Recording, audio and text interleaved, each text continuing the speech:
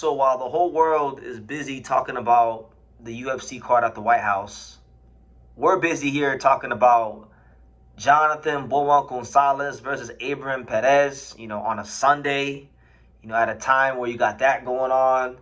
You got the Stanley Cup final concluding. Congratulations to the Carolina Hurricanes on defeating the Las Vegas Golden Knights. Shout out to them.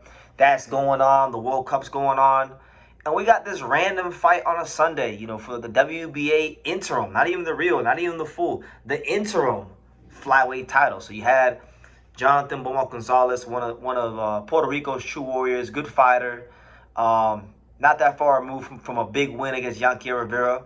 He was taking on Albuquerque, New Mexico's very own Abraham Perez, right? Abraham Perez is a guy that I'm not going to lie to you guys and say I'm ultra familiar with him. I know of him because I hear his name when I go to New Mexico or with Angelo Leo and things like that. But I really have never seen him fight. So this is my genuine first impression of Abraham Perez. Now, before I even get into my take of the fight, the result of the fight was Abraham Perez winning a split decision to score the upset victory over Jonathan Gonzalez over there in Grand Rapids, Michigan. And he is now your new WBA interim champion at flyweight, which now puts him in position for potential big fights against, the likes of Ricardo Sandoval, who holds the full title. So more on that later on. As far as the fight itself, it was an intriguing fight from a stylistic standpoint because, Abraham Perez, I would say he's very slick. He has good reflexes. He's very slick in there. Like he's very slick and he's a tricky guy to work out. But if I could be ever so blunt, I do think Abraham Perez has an amateur style. When I was watching him fight, kind of felt like I was watching a guy that's fighting in the jail nationals or the Olympic qualifiers, something like that. He just has that sort of style where he's looking to frustrate you, score points, and he's not really turning over on his shots like that, right? And for that reason, I actually think it made Jonathan Gonzalez fight in a style that you don't traditionally see him fight in because Jonathan Gonzalez was the more front foot dominant fighter in this fight. He was walking him down in the high guard, and I thought he was doing some really good work. And truth be told, I'll call a spade a spade. I saw a lot of people's reaction to this fight on social media, and they said that they felt like it was a close fight that could have went either way.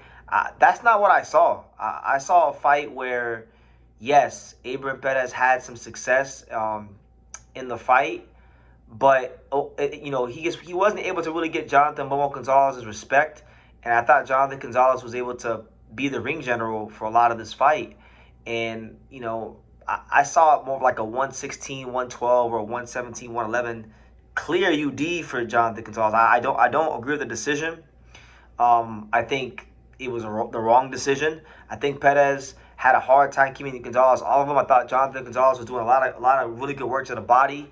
He was very sharp in there, and I just thought that Abraham Perez, for all the pity pat punches he was throwing, the work rate wasn't enough for me to justify a decision in this fight. That's just my objective opinion. I'm not no Jonathan Gonzalez fanboy. I don't have no reason to hate on Abraham Perez. I'm just telling y'all what I think, right?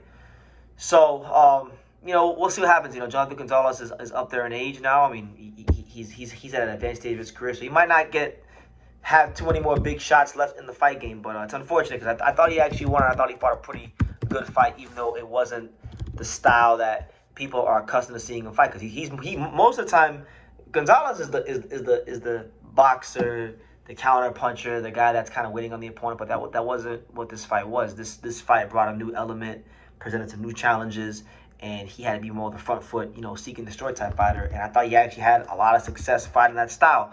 But they didn't give it to him, so we can't cry over spilled milk. Abraham Perez is your new interim champion, which basically means that he's going to be in line for a Ricardo Sandoval fight. Ricardo Sandoval's fighting in about 5 days, a little stay busy fight. And if he wins that fight, if Sandoval is able to win his next fight in 5 days from now, this becomes a fight where, Abraham Perez can potentially become the legitimate WBA champion and join the illustrious list of the great New Mexico world champions, such as, you know, Bob Foster, Austin Trout, Johnny Tapia, Danny Amaro, Angel Leo, you know, those guys, you know. So he's fighting for history if he can get that fight. Based on what I've seen here, and I don't claim to be an Abraham Perez expert, but based on what I've seen here, you know, he's got this kind of, he's a boxer. He's definitely a boxer. He's not no big time puncher like that. Boxer, slick, definitely fights with a lot of improvisation. I would say that. I think him and Sandoval will be an interesting fight. And it might be a boring fight, honestly. Might be a boring fight, but I think Sandoval is a bigger puncher. I think Sandoval is very crafty, and Sandoval's gotten a lot of good experience. I would favor Sandoval, but you know, sometimes it takes fighters to bring out a different level in a fighter. But I would say Ricardo Sandoval probably beats Abraham Perez on points.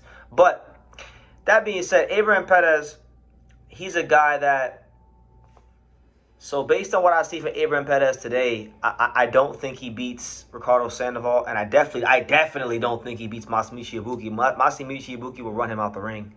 But if Abraham Perez wants to become a world champion, in my opinion, I think his best bet would have been would be to fight a guy like Anthony Olascuaga, which, quiet as kept, you know, I've heard through the grapevine that was a fight that was a possibility at one particular point a couple of months ago, and they decided to go a different direction for whatever reason. So, you know, if he could get that fight, I think that would be his best bet to win a fight, because we've seen Olascuaga, although he's strong and although he's a guy that can really knock you out if you're not careful, he's a guy that can get outboxed, because we've seen Hiroto Kiyoguchi outbox him. Even though he didn't get the decision, we've seen him outbox Olascuaga. So stylistically, I feel like that's the best fight out there for him. But if he fights Sandoval, best of luck to him. I don't agree with the decision at all. I thought Jonathan Gonzalez was done wrong. He's 35 years old now, so I mean, how much longer does he have left in the fight game? It can't be that much longer. So you hate to see that happen to a guy like Jonathan Gonzalez, because this is a guy that's been a consistently good fighter. I mean, he's had some mishaps in his career here and there, you know, quitting in the Olascuaga fight, but then he came back and he beat Yankee Rivera, right? And you know, this is the same guy that did beat Rene Santiago and did beat Shukichi Iwata and did beat Elwin Soto. So this has actually been one of the few fighters from Puerto Rico over the last, you know, 5 to 10 years at the world level who's been consistently holding it down. So I hate to see that for him. I didn't agree with the decision, but what can you do? You know, he's on the way out. Abraham Perez is on the way up. And that's probably what might have led to the decision as well. You know, the promoters can't do much more with Gonzalez. He's 35. Perez is 27. So that stuff matters. You know, don't think that boxing is not a business and that stuff doesn't matter, because it does. But I digress. That's my thoughts. Congrats to Abraham Perez on the win. Even though I didn't necessarily think he won the fight, but you know, he did fight well in spots, boxing in spots, being slick, improvising, things like that. It felt like I was watching an amateur fight, because he just has that style. Wasn't really turning the shots over like that, and it was really weird to see Jonathan Gonzalez walking somebody down. But that's boxing for you. Different fighters bring out different styles in a different opponent. So we'll leave it at that. But yeah, that was probably the most notable fight in the sport today. And yeah, I'll leave it at that. And guys, I have more videos coming out. You know, I know I've been very quiet this month, but we're revving it back up here on True School Sports. So definitely stay tuned, and I'll have a lot more for you guys on the way. So see you in the next video.